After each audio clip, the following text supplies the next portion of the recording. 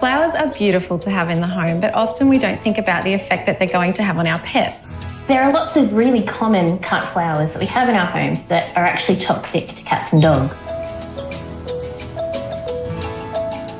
So today we're going to show you some of the worst offenders.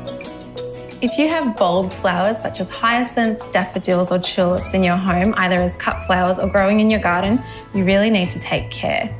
They can cause serious damage to your dog's mouth and throat if they're ingested. You also need to take care if you have sweet william, delphiniums and hydrangeas at home. And another really common flower that's especially poisonous to cats are lilies.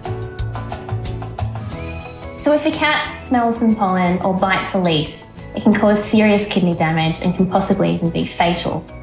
So if you suspect that your cat may have munched on a lily or even had a sniff of the pollen, make sure you take it to the vet immediately. And if you're thinking of sending flowers as a gift, don't send any of these flowers to a pet lover.